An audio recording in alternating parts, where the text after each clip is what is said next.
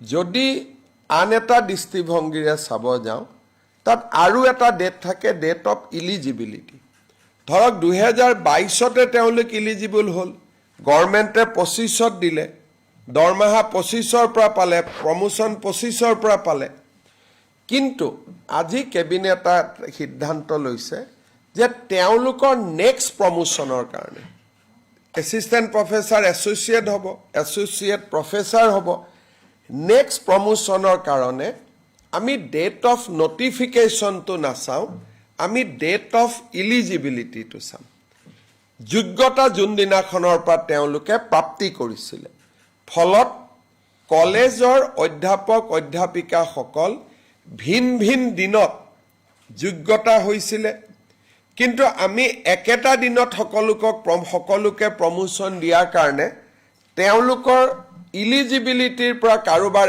এবছৰ পিছত পালে কোনোবাই 6 মাহ পিছত পালে কোনোবাই 3 মাহ পিছত পালে কোনোবাই 2 বছৰ পিছত পালে যি নহওক প্ৰমোশন এটা দিনত পালে কিন্তু সিনিয়ৰিটিটো যাতে নষ্ট নহয় নেক্সট প্ৰমোশন যাতে ডেট অফ ইলিজিবিলিটিৰ পৰা হয় তাৰ কাৰণে আজি কেবিনেটে সিদ্ধান্ত গ্ৰহণ কৰিছে যে for the next promotion for the পদোন্নতিৰ কাৰণে ডেট অফ ইলিজিবিলিটি দিনাখনৰ পৰাই তেওঁলোকৰ সিনিয়ৰিটি কাউন্ট হ'ব অসম কলেজ শিক্ষক সংস্থাৰ এইটো এটা দাবী আছিল কেবিনেটে আজি তাক অনুমোদন জনায় আজি কেবিনেটে the Assam prohibition of polygamy bill অৰ্থাৎ বহু বিবাহ বন্ধ কৰাৰ বাবে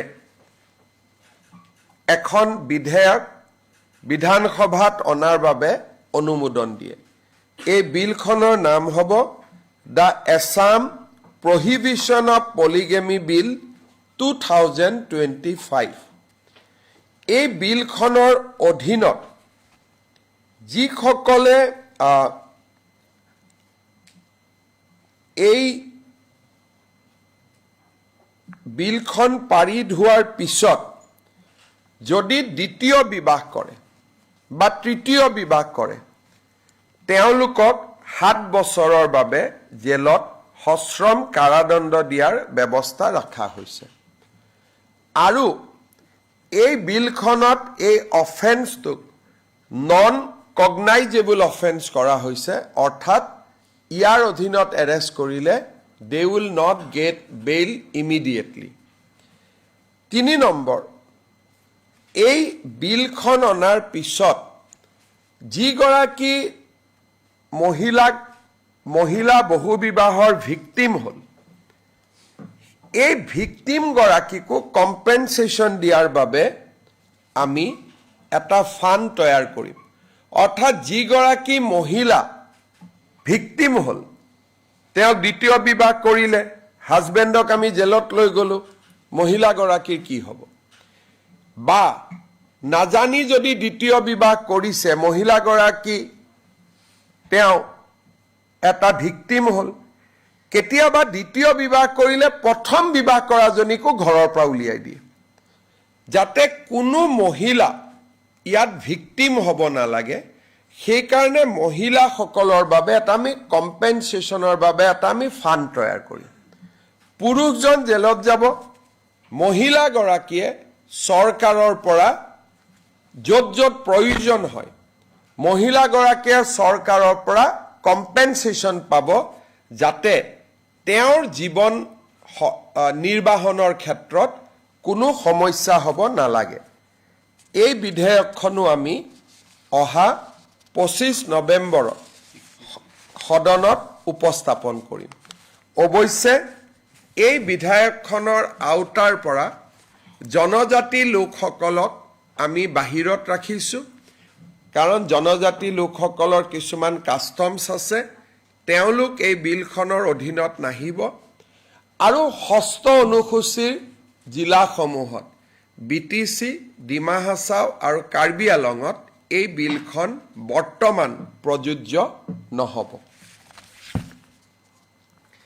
আজি আমাৰ কেবিনেটে Assam startup and innovation policy 2025-30 অনুমোদন কৰে এই পলিচিখন খুব ধুনীয়া পলিচি আমি আইডিয়েশ্যন গ্ৰাণ্ট 10 লাখ টকালৈকে দিম, প্ৰটোটাইপ ডেভেলপমেণ্ট গ্ৰাণ্ট 25 লাখ দিম, টেকনলজিকেল ষ্টাৰ্টআপ হ'লে 40 লাখকৈ পাব, চিট ফাণ্ড পাব 50 লাখ পৰ্যন্ত, আৰু কেপিটেল ভেঞ্চাৰ ফাণ্ড 10 কোটি টকালৈকেও ৰাজ্য চৰকাৰে আগবঢ়াব। এইখন এখন খুব সুন্দৰ এটা পলিচি হৈছে ষ্টাৰ্টআপৰ ক্ষেত্ৰত। আপোনালোকক পলিচিখন আমি দিম, আপোনালোকে নিশ্চয় আমাৰ উঠি অহা চামৰ মাজত ইয়াক প্ৰচাৰ কৰিব পাৰিব। আজি আমাৰ কেবিনেটে গুৱাহাটী উচ্চ ন্যায়ালয়ৰ নতুন ভৱন এটা নিৰ্মাণ কৰাৰ কাৰণে প্ৰথম ফেজ 1, ইয়াত 3টা ফেজ থাকিব। ফেজ 1ৰ বাবে 478.78 লাখ টকা অনুমোদন কৰিছে। আজিৰ কেবিনেটত অনুমোদন হোৱাৰ লগে লগে লোক নিৰ্মাণ বিভাগে ইয়াক নিবিদা কৰিব। জানুৱাৰী মাহত ভাৰতৰ মুখ্য ন্যায়াধীশক আমন্ত্ৰণ কৰি নতুন উচ্চ ন্যায়ালয় ভৱনৰ আমি আধাৰশিলা স্থাপনৰ পৰিকল্পনা কৰিছোঁ। এই নতুন হাইকোৰ্ট বিল্ডিংটোত 31 জন ন্যায়াধীশ বহিব পৰা এটা ভৱন থাকিব। হাইকোৰ্টৰ অধিবক্তাসকলৰ বাবে 6 মহলীয়া এটা ভৱন থাকিব, আৰু হাইকোৰ্টৰ অফিচ থাকিবৰ বাবেও 6 মহলীয়া এটা ভৱন থাকিব। দুফালৰ পৰা বৰ্তমান দৌল গোবিন্দ মন্দিৰৰ পৰা ইয়াত যোৱা ৰাস্তাৰ উপৰিও ব্ৰহ্মপুত্ৰৰ নতুন ব্ৰিজৰ পৰা পোনে পোনে ইয়াত যাবৰ কাৰণে সমান্তৰালভাৱে 2 কিলোমিটাৰৰ আৰু এটা নতুন 4 লেনযুক্ত পথ আমি ডেভেলপ কৰিম উচ্চ ন্যায়ালয়ৰ ভৱনৰ কাৰণে। আজি কেবিনেটত আমি উমা চেত্ৰীক তেওঁৰ প্ৰদৰ্শনৰ বাবে অভিনন্দন জনাওঁ, আৰু কেবিনেটে উমা চেত্ৰীৰ বাবে 25 লাখ টকা এটা অনুদানো ঘোষণা কৰে। আমাৰ কোনোবা এটা দিনা আমি তেখেতক নিমন্ত্ৰণ কৰি আনি বা তেখেতৰ তেখেতৰ ঘৰলৈকে গৈ এই ধনৰাশি আমি আগবঢ়াম। আপোনালোকৰ মনত আছে যে ইয়াৰ আগতেও আমি উমা চেত্ৰীক ৰাজ্য চৰকাৰৰ ফালৰ পৰা 10 লাখ টকাৰ অনুমোদন দিছিলোঁ। আজি আমি আৰু 25 লাখ টকা তেখেতক অনুমোদন দিয়াৰ বাবে সিদ্ধান্ত লৈছোঁ। এইখিনি কেবিনেটত সিদ্ধান্ত আছিল। আপোনালোকে যদি কিবা বুজিব খোজে মোক ক'ব পাৰে। Cabinet has adopted a bill to prohibit polygamy in Assam. Polygamy will lead to 7 years of imprisonment, and there is a provision to compensate the victim women also in the bill itself. However, this will not apply to the scheduled tribe population of the state, and it will also not immediately apply in the 6 scheduled areas of the state of Assam. So what about the minority Muslim peoples? It will apply to everybody except tribal. Except the tribal people, it will apply to everybody. But if in the 6th scheduled area, if a minority Muslim is been there prior to 2005, then they will be exempt.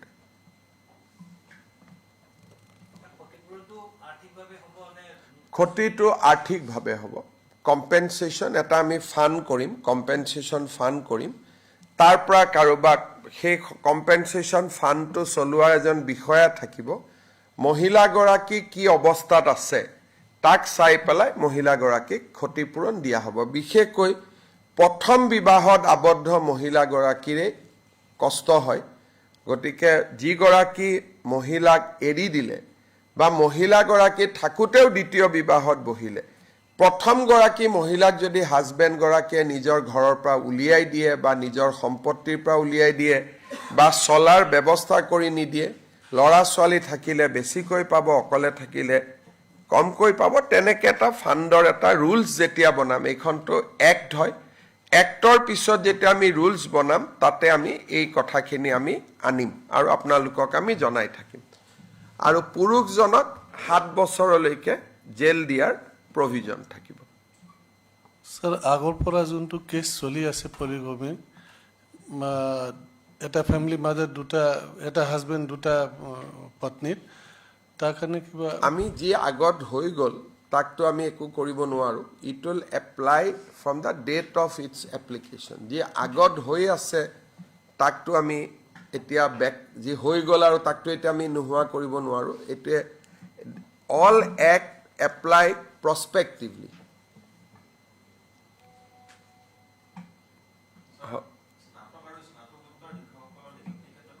দুয়েনতে দিম আমি। এতিয়া আমি এই মাহটো যেনেকৈ আজি LPME দিম, ইয়াৰ পিছত আমি PG আৰু GTৰ এপইণ্টমেণ্ট দিম, তাৰপিছত পুলিচৰ দিম, তাৰপিছত হেল্থত দিম, আৰু গ্ৰেড 3 আৰু গ্ৰেড 4ৰ পষ্টিংবিলাক ৰেডি হৈ আছে। তেনেকৈ গ্ৰেড 3 গ্ৰেড 4ক দিম। তাৰমানে 5খন 6খন নিযুক্তিৰ সভা থাকিব। আমি একেলগে কৰিলে বহুত দেৰি হৈ যায়। যদি একেলগে সকলোকে মাতি দিওঁ তেতিয়াহ'লে ডিচেম্বৰ পাবগৈ। গতিকে যাৰ যেনেকৈ আগত ৰেডি হৈ যাব তেনেকৈ আমি দি আছোঁ। এতিয়া ৰংমহলত, উত্তৰ গুৱাহাটীৰ ৰংমহলত হ'ব, নতুন স্থানত। তাৰ বাবে আমি 100 বিঘা মাটি আবণ্টন কৰিছোঁ আৰু চৰকাৰে একুৱেৰ কৰিছে, অলৰেডি মাটি আমি লৈ লৈছোঁ। এসিস্ট্যান্ট প্ৰফেসৰ বা অ্যাসোসিয়েট প্ৰফেসৰেৰ সিদ্ধান্ত যে যোগ্যতা যিজনাৰ পৰা পাব সিদ্ধান্ত হয় তেওঁলোকৰ ছিনিয়ৰিটিটো কাউণ্ট হ'ব for the purpose of promotion. মানে নেটটো যেতিয়া কোৱালিফাই হ'ল সেই এওঁলোকৰ যোগ্যতা বেলেগ বেলেগ মানদণ্ড আছে। এইটো আমি এদিনতে বুজি পোৱা দিগদাৰ। UGCৰ যিটো যোগ্যতা, 2খন পেপাৰ দিব লাগে, ৰিচাৰ্চ দিব লাগে, ইমান লেকচাৰ কৰিব লাগে। গতিকে অধ্যাপকসকলে বুজি পাব। কিন্তু এই যোগ্যতাৰ মানদণ্ডটো বহুত কেইবাটাও ষ্টেণ্ডাৰ্ড আছে। ইয়াত এপইণ্টমেণ্টৰ কথা কোৱা নাই, আমি পদোন্নতিৰহে কথা কৈছোঁ। হ'ব, আৰু কিবা আছে যদি ক'ব পাৰে। আজিৰ এয়াৰছো সুন্দৰভাৱে হৈ গ'ল। গেডাৰিং অল টোটেল যদি চাবলৈ যোৱা হয়, গুৱাহাটী মহানগৰীৰ লোকে লোকাৰণ্য হৈ পৰিছিল। কিমানমান হৈছিলে, কেনেকুৱা?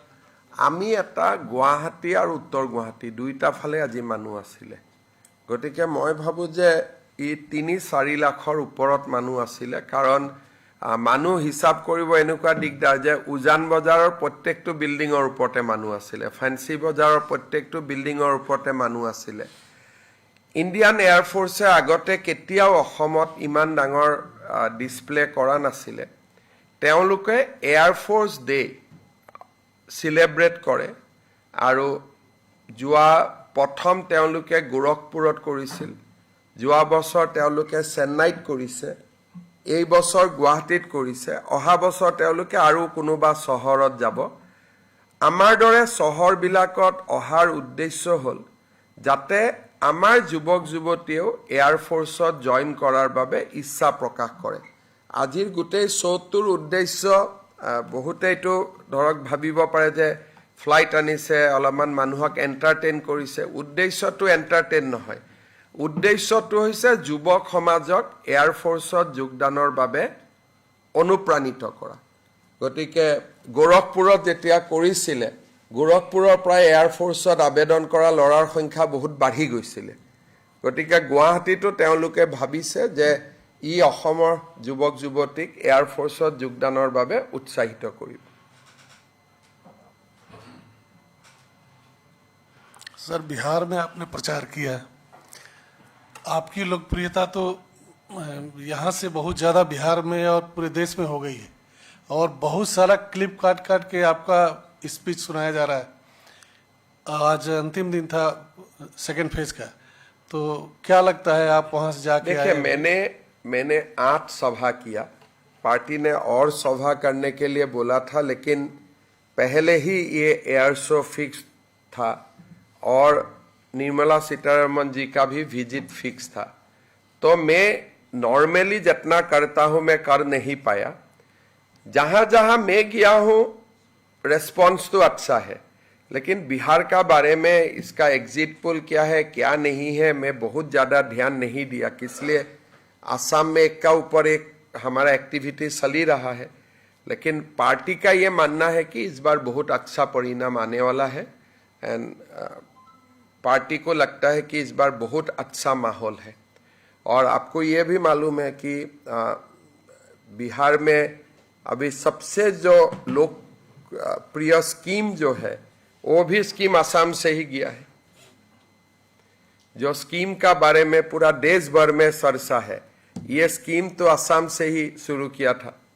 तो ये भी अभी जो लाडली बहना हो या जो बिहार का स्कीम हो, ये सारे स्कीम हमारा ही अधिकारी जाके प्रेजेंट करके हम लोगों ने दिखाया था।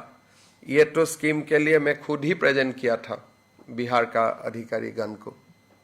तो कहीं ना कहीं असम इज सीन एवरीवेयर।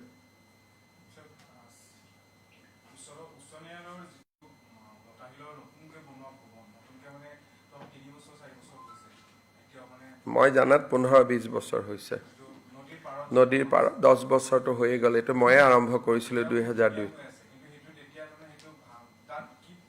তাতে বহুত কৰিব পাৰে, এখন জুডিচিয়েল মিউজিয়াম কৰিব পাৰে বা ইণ্টাৰনেশ্যনেল আৰ্বিট্ৰেশ্যন চেণ্টাৰ হ'ব পাৰে। কাষতে গেষ্ট হাউচ হৈছে, কনভেনশ্যন হৈছে। চ' অসমক আমি এখন ইণ্টাৰনেশ্যনেল আৰ্বিট্ৰেশ্যনৰ কাৰণে এটা ডাঙৰ চেণ্টাৰ কৰি গঢ়ি তুলিব পাৰোঁ। ভাঙাৰটো প্ৰশ্ন নুঠে। আৰু সেই বিল্ডিংটোত হাইকোৰ্টটো ইমান সুবিধাজনক নহয়, কিন্তু গোটেই ইণ্টাৰনেশ্যনেল আৰ্বিট্ৰেটৰবিলাক আমি ইয়াত বহুৱালে বহুত দেশ বিদেশৰ কোম্পানী আৰ্বিট্ৰেশ্যনবিলাক ইয়াতে কৰিব। তাৰপিছত গুৱাহাটী হাইকোৰ্টখন দেশৰ অতি পুৰণা হাইকোৰ্ট, বহুত জাজমেণ্ট আছে। আমি ইয়াত লাইব্ৰেৰী মিউজিয়াম এটা কৰিব পাৰোঁ, বহুত সম্পত্তি আছে। এতিয়া মেইন বিল্ডিঙত এটা ৰুমত লাইব্ৰেৰী এটা বনোৱা আছে, তাতে আমি ডাঙৰ কৰি লাইব্ৰেৰী বনাব পাৰোঁ। গতিকে সেই বিল্ডিংটোৰ আৰু চৰকাৰী বিল্ডিংটোতো ক'তো এনেই ৰখি নাযায়। গতিকে চৰকাৰী বিল্ডিংটো আমাক লাগিয়ে থাকে। গতিকে তাতে কোনো মই নাভাবোঁ যে সেইটো বিল্ডিং কি হ'ব সেইটো লৈ আমি চিন্তা কৰাৰ প্ৰয়োজন আছে। বহুত ভাল কামেই হ'ব তাৰ পৰা।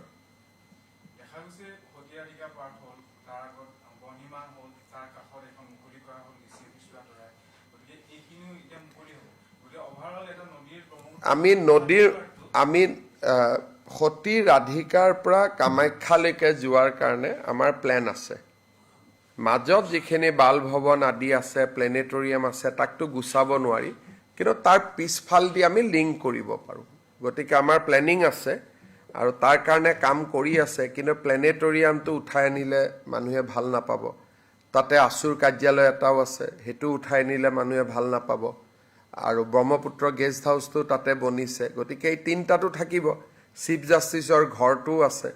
কিন্তু সেইখিনিৰ ক্ষেত্ৰত আমি পিছফালৰ পৰা কানেক্ট কৰিব পাৰিম। যেনেকৈ সতী ৰাধিকাহান্তিটো ইমানমান আছিল, আমি তাক পাইল কৰিহে ডাঙৰ কৰিছোঁ। গতিকে আমাৰ পিছফালদি একেবাৰে কামাখ্যালৈকে লগোৱা আমাৰ এটা প্লেনিং আছে। সময় লাগিব, 5-6-7 বছৰ লাগিব, কিন্তু লাহে লাহে আমি কৰি যাম। এই জানুৱাৰী মাহত আমি ইটো পাৰ্ট উদ্ঘাটন কৰিম, যিটো য'ত পুৰণা DC আছিলে। তাতে শৰাইঘাটৰ ৰণস্মৃতি এটাও হ'ব। লাচিত বৰফুকনৰ লগত কোন কোন সেনানী আছিল, অথেণ্টিক চ'ৰ্চেদি আমি নামবিলাক দিম তাতে। কিমান নাম আহিছে, কিমান নাম? তাৰমানে লাচিত বৰফুকনৰ যুদ্ধত নদাই ভদাই এনেকুৱা কৰি আমাৰ কি মিৰি নহয় নহয়, আমাৰ যিজন মেইন আছিলে আছে আমাৰ, মই চাই দিছোঁ নামকেইটা। বহুত সেনানীৰ আমি সেনাপতিৰ নাম আমি নাজানো। গতিকে সেই গোটেইবিলাকৰ নাম এটা স্তম্ভত অংকিত হ'ব। নাই, এতিয়াতো ৰূপনগৰত যাব, ফেব্ৰুৱাৰীত আমি আৰম্ভ কৰিম। এতিয়া DC অফিচটো ৰূপনগৰত যাব, বিল্ডিং আমাৰ হৈ গ'ল। ফেব্ৰুৱাৰীত আমি ষ্টাৰ্ট কৰিম। কমিশ্যনাৰ অফিচ ইয়াত হ'ল, DC অফিচ ইয়াত হ'ল, গোটেইবিলাক ধুনীয়াকৈ ছেভ হৈ গৈ আছে। হেঙেৰাবাৰী বিল্ডিংটো খাদী বৰ্ডৰ, গতিকে আমি ভাড়াতহে লৈ আছোঁ। গতিকে খাদী বৰ্ডক আমি ঘূৰাই দিব পাৰোঁ, নহ'লে আৰু কোনোবা গভৰ্ণমেণ্ট অনুষ্ঠান আহিলে তাত আমি ৰাখিব পাৰোঁ। সেইটো আমাৰ বিল্ডিং নহয়, এইটো খাদী বৰ্ডৰ building. So just a few days back, Kalicharan Maharaj, he visited Assam, he visited Guwahati, he praised your leadership. He even supported your stance in giving arms to the Hindu people living in the minority areas. There are a lot of application has come, So we are now scrutinizing the application, and we will give first batch of license by February. There is already scrutiny is going on. So first batch of arms license under the scheme we will give in the month of February. However, we will be very selective. It is not that we are going to give it to everybody. Kalichand Maharaj even raised a concern. He said that if the people, the Hindu people of Assam, if they don't raise their children 2, 3, 4, 5, then it will be great problems for the Hindus of Assam. I mean, I have a data of growth of Hindu and Muslim population between 2001 and 2011. You will see that everywhere the growth of Hindu population is coming down and Muslim population is increasing in every blocks of Assam. We have also started scrutinizing the land sale permission. তাতে আমি দেখা পাইছোঁ যে হিন্দুৱে মুছলমানক বিক্ৰী কৰা মাটিৰ পৰিমাণ বহুত বেছি আৰু মুছলমানৰ পৰা হিন্দুৱে কিনা বহুত কম। ইভেন তিনচুকীয়াৰ দৰে জিলাত হিন্দুৱে মুছলমানক বিক্ৰী কৰা মাটিৰ সংখ্যা বেছি আৰু মুছলমানে হিন্দুক মাটি বিক্ৰী কৰা সংখ্যা বহুত কম। তাৰ পৰা বুজা যায় আৰু এই মুছলিমৰ ভিতৰত বহুতখিনি অসমীয়া মুছলিম আছে, খিলঞ্জীয়া মুছলিম আছে, তাত আমাৰ একো আপত্তি নাই। কিন্তু জেনেৰেলি যদি আপুনি চাব যায় তেতিয়াহ'লে দ্য ডেম'গ্ৰাফি যিটো চেঞ্জ হৈছে, চেঞ্জটো অকল পপুলেশ্যনত হোৱা নাই, ৱেলথতো হৈ আছে। ইমান দিনে আমি ভাবি আছিলোঁ যে নাম্বাৰ্ছত হৈছে, কিন্তু এতিয়া যিটো দেখা গৈছে অকল সংখ্যাত হোৱা নাই, সম্পদতো হৈছে। তাৰ বিষয়ে মোৰ এটা প্ৰেছ কনফাৰেন্স মই কেতিয়াবা কৰিম। সংখ্যা আৰু সম্পদ দুইটাত হৈছে। সংখ্যাত হোৱাটো কেতিয়াবা আপুনি মানি ল'ব পাৰে, কিন্তু সম্পদত হোৱাটোৱে ই পুৰা এটা ডেষ্ট্ৰাকশ্যনৰ ছিগনেল কৰে। আগতে আমি গম নাপাইছিলোঁ, এতিয়া যিহেতু ষ্টেট গভৰ্ণমেণ্টৰ পাৰ্মিশ্যন লাগে, গতিকে ডেটাবিলাক আমাৰ লগত আহি যায়। আৰু মইতো দেখা পাইছোঁ যে ডেম'গ্ৰাফি চেঞ্জেছ অকল সংখ্যাত হোৱা নাই, আমাৰ অৰ্থনৈতিক সম্পদৰ ক্ষেত্ৰতো দ্ৰুত গতিত হৈছে। মানে এক প্ৰকাৰ ক'ব গ'লে আমাৰ অসমীয়া মানুহৰ আত্মসমৰ্পণৰ অধ্যায় এটা ইতিমধ্যে আৰম্ভ হৈছে। যেনেকৈ আপোনালোকৰ এটা প্ৰেছতে চাব, তেওঁলোকৰ এটা হোৱাটছআপ গ্ৰুপ বেলেগ। আপোনালোকে নটিচ কৰিছেনে নাই মই নাজানো, কিন্তু মই যিহেতু ট্ৰেক ৰাখোঁ, সাংবাদিকসকল আগতে গ্ৰুপ আছিল সাংবাদিক, এতিয়া অকল তেওঁলোকৰ সাংবাদিকসকলৰ হোৱাটছআপ গ্ৰুপটো বেলেগ। মিটিং পাতাটোতো চকুত পৰিছিলে, কিন্তু হোৱাটছআপ গ্ৰুপটো চকুত নপৰে। কিন্তু যিহেতু আমি খা খবৰ ৰাখি থাকোঁ, কেইদিনমান আগতে মই গম পাইছোঁ যে তেওঁলোকৰ হোৱাটছআপ গ্ৰুপবিলাকো বেলেগ। আপোনালোকৰ লগতো আছে, কিন্তু নিজাকৈও আছে। কিন্তু আমাৰ মানুহখিনিৰ ছেপাৰেট হোৱাটছআপ গ্ৰুপ নাই। আমাৰ গ্ৰুপটোত আপোনালোকে চবকে ৰাখিছে। পিছত আপোনালোকে খবৰ কৰিব পাৰিব মই সত্য কথা কৈছোঁ নে নাই। আমাৰ লাচিত বৰফুকনৰ লগত একেলগে যুদ্ধ কৰা 140 গৰাকী বীৰ সেনানীৰ নামো শৰাইঘাট ৰণস্মৃতি কেন্দ্ৰত তাতে আমি লিপিবদ্ধ কৰিম। অলৰেডি বনি আছে 140 জন অথেণ্টিক, যিটো আহোম সমাজৰ পাণ্ডুলিপিত লিখা নাম, অথেণ্টিক নামখিনি আমি লৈছোঁ। এইখন আমি জানুৱাৰীত আমি উদ্বোধন কৰিম। হ'ব, একোতো নাই আৰু বেলেগ কোনো।